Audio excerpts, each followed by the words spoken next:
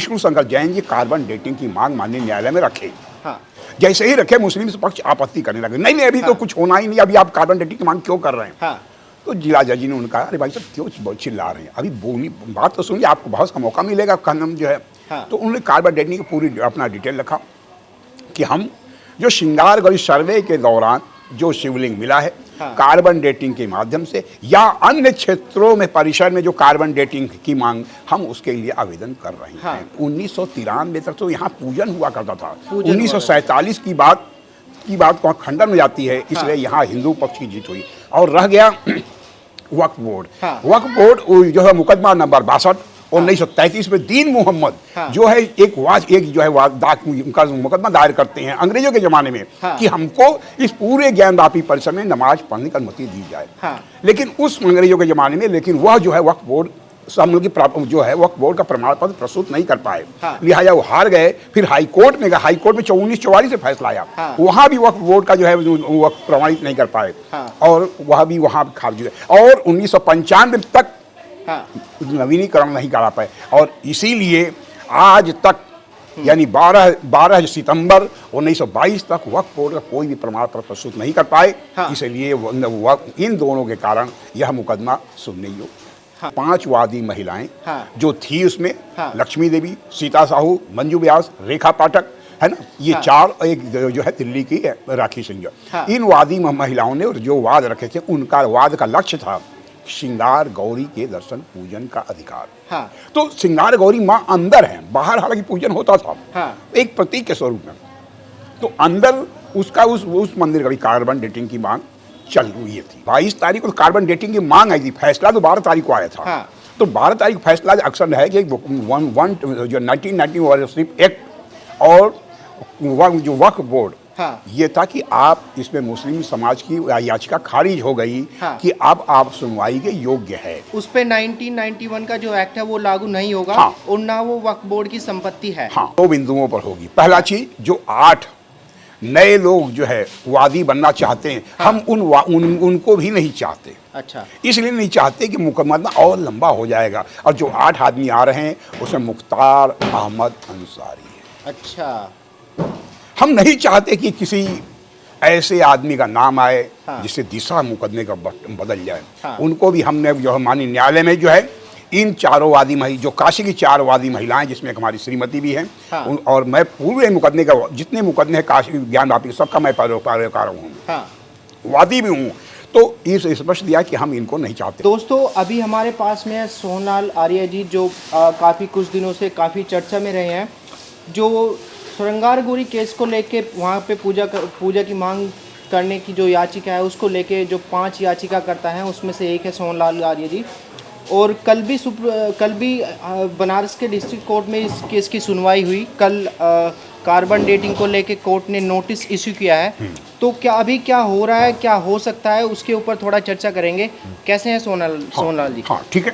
कल माननीय जिला जज के यहाँ जो है शुरुआत में ये हुआ कि मुस्लिम समाज 8 सप्ताह का समय मांग रहा था कि सुप्रीम कोर्ट की गाइडलाइन के अनुसार हमको 8 सप्ताह का समय दिया जाए।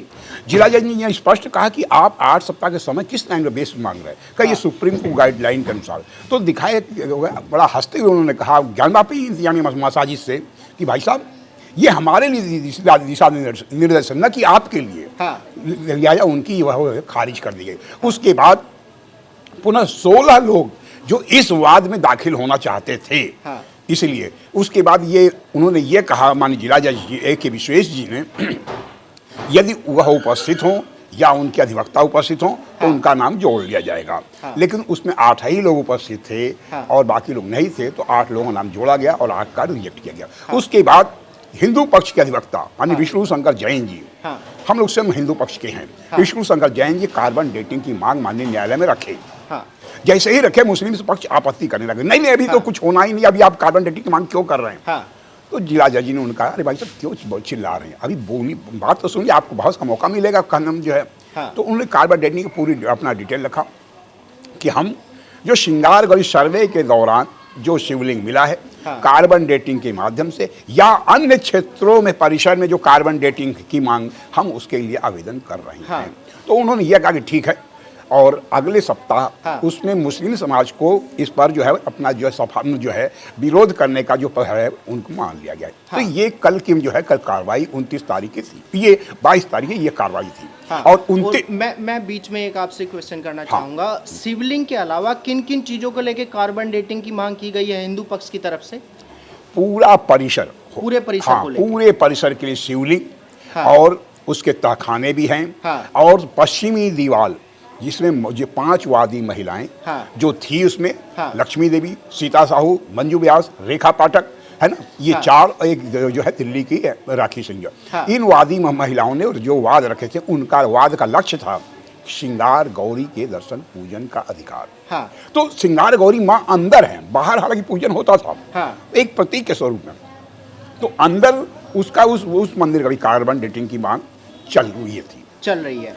तो अभी जो कल फैसला आया है कोर्ट का, उनमें क्या क्या मुख्य बिंदु थे जिन पे डिस्कस हुआ, जिन पे कोर्ट ने संज्ञान लिया?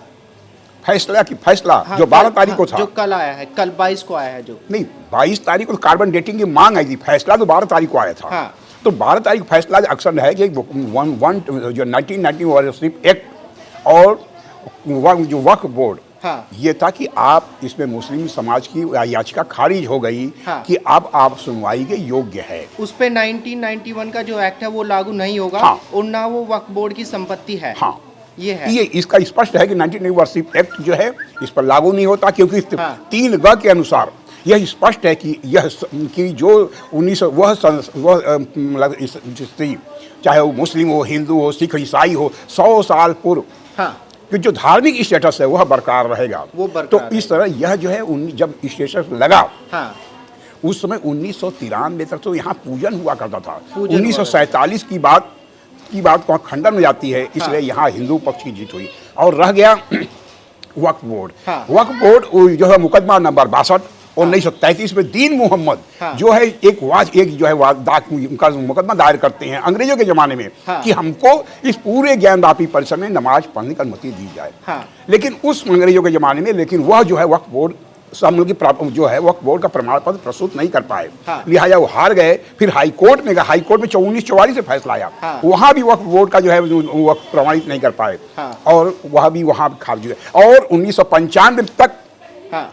नवीनीकरण नहीं करा पाए। और इसीलिए आज तक यानी 12 सितंबर 1922 तक वक्फ बोर्ड का कोई भी प्रमाण पत्र प्रस्तुत नहीं कर पाए। हाँ। इसलिए इन दोनों के कारण यह मुकदमा सुनने योग्य। हाँ। सर, मैं एक सवाल आपसे पूछना चाहती हूँ कि जो 12 सितंबर को जो आया था, फैसला आया था, उसमें कोर्ट ने जो कहा कि ये सुनने लायक केस है। हाँ। ये हम हिंदू पक्ष की ओर थोड़ा झुकाव दिखाई दिया था। आपको क्या लगता है कि आने वाले समय में जो है ये आपकी ओर झुक जाएगा और आपकी जीत का कितना आपको अनुमान लगता है? देखो, ये मात्र 8 अगस्त 1669 में जो औरंगजेब ने हमारे ध्वंस आराध्य स्थल को फतवे के मतलब फरमान के द्वारा तोड़ा गया, यह सत्य है। सारे डॉक्यूमेंट, यहाँ तक कि औरंगजेब की पुत्री जहाँ आ रहा, पृष्ठ नंबर जो है नसीर एज आलमगिरी पुस्तक नंबर 238 में उनकी पुत्री ने लिखा है कि हमारे पिता मथुरा और काशी के मंदिरों को ध्वस्त किए। तो ये साफ साफ प्रमाण है जो है। इसलिए इन प्रमाणों के अंतर्गत सारे डॉक्यूमेंट्स, यहाँ तक जो सर्वे हुआ है, सब कुछ हिंदू पक्ष में है। तो जो प्रत्यक्ष के प्रमाण, हाथ कंगन पारसी क्या, इसीलिए हिंदू पक्ष झुकना मत कहिए, सारे प्रमाण हैं, इसलिए सामने आ जाते हैं। आपको नहीं लगता कि सर अगर इस फैसले पर थोड़ा सा मतलब हिंदू पक्ष की ओर ये फैसला आता है तो थोड़ी सी खाई जो है वो बढ़ जाएगी? नहीं, बिल्कुल खाई बढ़ी क्यों। जो हमारे आराध्य स्थल हैं, मतलब कि उस कालखंड में जो मुस्लिम आतंकवादियों ने तलवार के बूते हमारे ध्वंस आराध्य स्थलों को जो है नेस्तनाबूद किए, हम तो माननीय संविधान के अंतर्गत जो है माननीय न्यायालय के अंतर्गत कलम के माध्यम से रेक्टिफाइड कर रहे हैं। तो इसमें खाई कहाँ बढ़ेगी। हम तो शांतिपूर्ण ढंग से माननीय न्यायालय से गुहार करें कि हमारे आराध्य स्थल को मुक्त किया जाए। अभी इस मुद्दे में बहुत सारे पॉइंट्स थे। एक तो वक्फ बोर्ड की संपत्ति को लेके था जो ऑलरेडी खारिज हो चुका है। हाँ। 1991 का जो एक्ट है जो उस पर लागू नहीं होता है। हाँ। अभी में फिर से सुनवाई होगी, तो में किन किन चीजों को लेके सुनवाई होगी?